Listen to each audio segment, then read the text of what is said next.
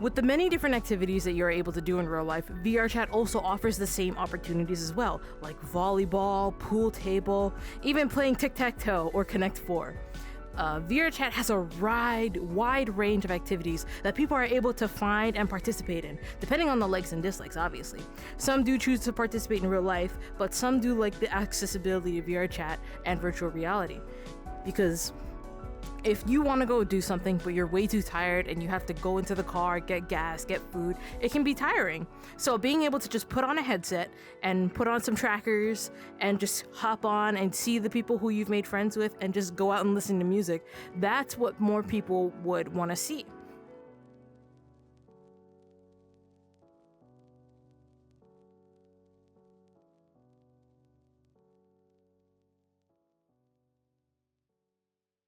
It just depends, because some groups are a little bit just socially it's a little bit awkward, but in communities like the pole community, I love pole. I would love to meet them. I'd love to learn from them.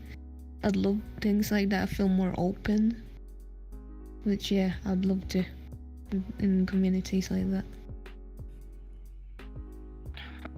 No. Well, drinking sometimes, yes. I do like get into social groups with people that are drinking in real life, but besides that, I do not.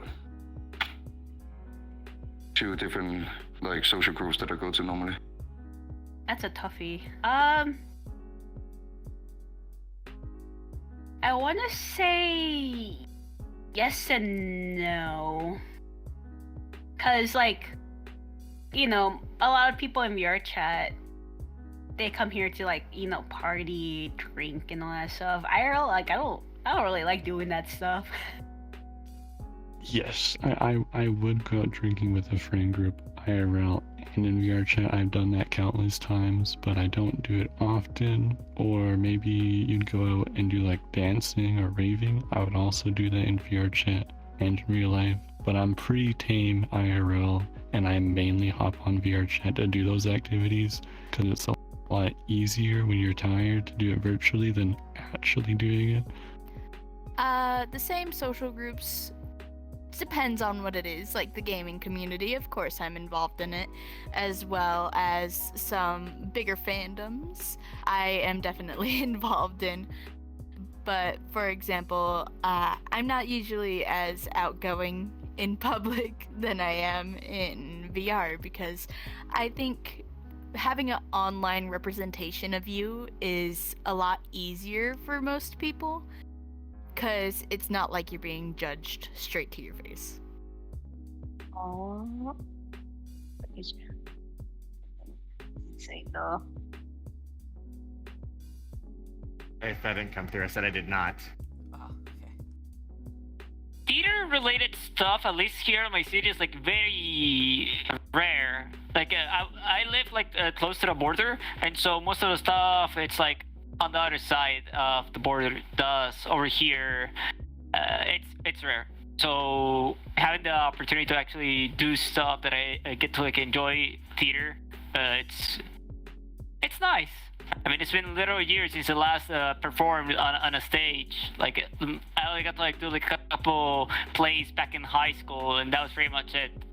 Thus, to be able to like pick it back up and actually perform more here in VR, it's quite nice. I think at this point, having our own community for like about 3 years now, and being together for 3 years, and kind of we tend to do that. Actually, we tend to hang out with the VRChat people that we meet on here in IRL, or at least we try to plan to. From our group, from our group, we meet our people, and actually party the same way, like we party on our peer meetings.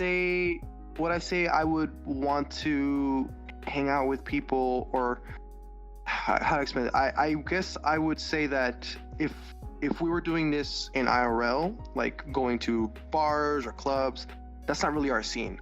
I think being able to be at home and being able to kind of log on whenever, it just feels safer. It feels more kind of convenient, but also just feels more, easier to do.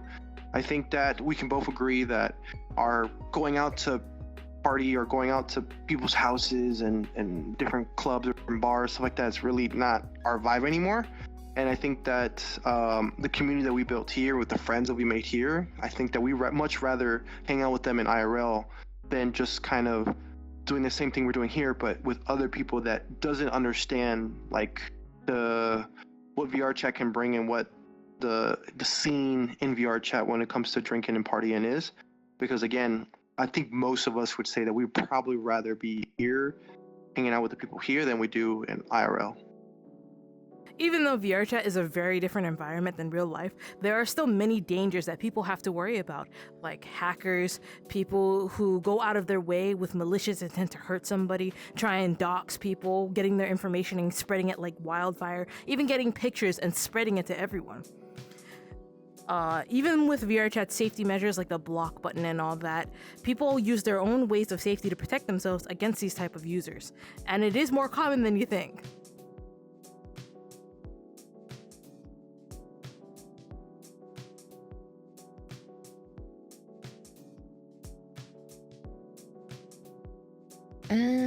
I try not to add people on social media then and there because I don't know them. I do two-factor authentication, yada yada. Safety measure-wise though, like exposing my real name, no, I don't expose them. I don't expose my actual name or address or whatever like that when it comes to strangers, or I just do it to close friends because I know them. They're too stupid to hack me. Yes, that you use. I don't link my social accounts to VRChat or Discord or anything like that, because I won't have people to go in and find out what my real name is and or look like in real life. I don't want that to happen. I want to keep that a secret, considering that, well, I don't want to have people suddenly come up to me out of nowhere and like in real life and be like hello there to me, and I'd be like what, and get all freaked out. So I do use safety measures, including like two-factor codes and shit like that. It's just common sense, Don't tell people like where you live, like your full name, like everything you wouldn't say like online on the internet wise is the same here also. And if someone's like coming at you and harassing you or whatnot, block button, just bonk them. Not that hard. Sometimes it depends. If I'm in a public lobby and I know that some of the people aren't necessarily trustworthy, because I'm not really trustworthy, I'll admit it, but if I don't mind the person seeing me because they're not trying to crash me with a script avatar, or they have I don't want to say a really annoying voice, but a child, I don't do it with children, and I don't do it with immature people that try like crashing whole servers by shutting them down. Everybody else I'm usually tame with sharing my identity with, because I don't have much to hide. And plus I have backup measures on my PC, so if someone tries to hack me, there's not much they can really do. I have so many like two-factor I can't say the word, you know what I mean. As well as I usually don't, just put my real name out there online that much, simply because, people can take the smallest things about you and find you very easily. But I also try to keep it on the down low. I think even in my bio, I have it to where people can't really see my actual age and all that. I do a lot just to keep myself safe as well as keep others safe. Absolutely. Abso-fucking-lutely. I don't show my face. I don't show my ID. I don't show anything. Yes. Of course, like, as much as VR can be like all fun and games, I do know like there's like a whole lot of dangers as well in regards to your personal information getting out, and especially with bad actors here and there. Yeah, it's pretty much a must. Yes, Definitely. We don't want to overshare all information unless we really have plans to meet with the person that we know for a long time. Then yeah, like we are always wanting to do that. Or of course, to know friends and stuff maybe, but most importantly, we are trying not to like invite friends through popular social medias like Instagram as example, good website to kind of like keep your persona here out there and not spread your own identity out there is a good option. Piggyback what she was saying. I mean, because we have our own community of people, we kind of already filter out kind of people we're kind of not too comfortable with, and even then, we don't really share personal details or information with just anyone. Only those folks that we kind of already got used to, got to know. I think it's very, very important for folks to be safe on here because you can run into people who may be having some ill intention, trying to, get to know more about you. Dangers. Yeah, it's like stalkers. I think it's important to use the functions that you have up to your availability, kind of like a two-factor authentication, authenticator codes, VPNs. Just make sure that you have not giving out your password to anyone. All that stuff for things. I mean, just be careful with who you meet and kind of who you give your information to, because there could be people who pretend to be someone they're not. But I think it's all comes down to your kind of common sense a little bit, and kind of not just, putting your personal information out there. And again, your social media, let's just mention Instagram. A lot of us sometimes do have an Instagram, but it's like a VR chat Instagram. So it's not our actual Instagram.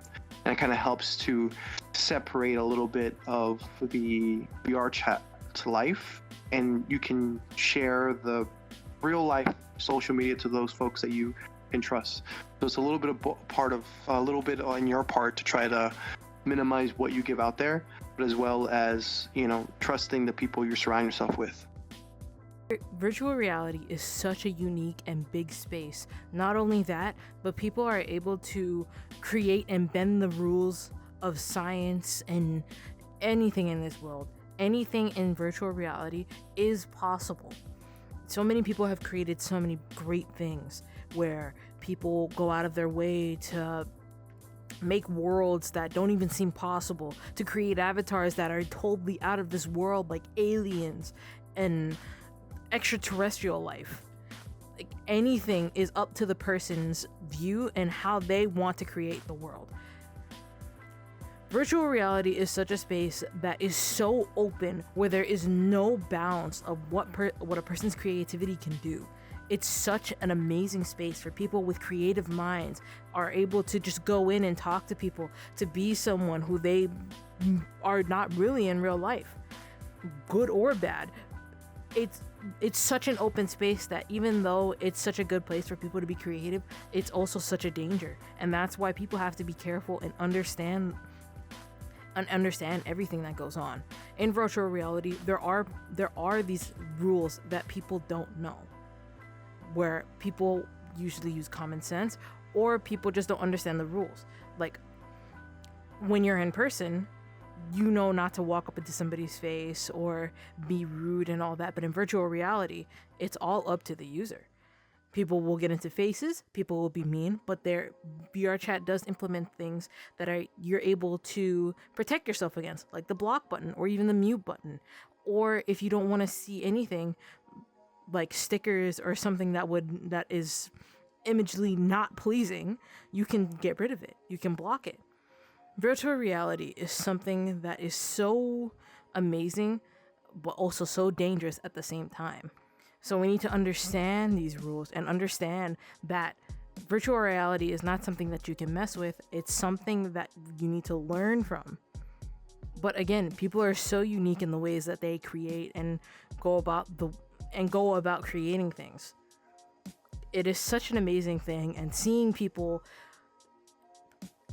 have a day-to-day life in virtual reality is so cool, and it's really, really interesting. At the end of the day, it's all about how people choose to represent themselves, whether good or bad, mean or ugly, kind and sweet. It's all about how people express themselves. But yeah, I hope you guys had a better understanding of virtual reality, and I hope you guys enjoyed my documentary. Thank you so much for joining me on this adventure, and honestly, this was really cool and this is really fun. I really enjoyed all of it, and getting to know new people and going out of my way to see the people and see what's going on in these worlds. It's so interesting and it's so cool, and I hope you guys are able to have a amazing time and be able to understand the rules of reality, virtual reality. And remember, virtual reality is what you make it.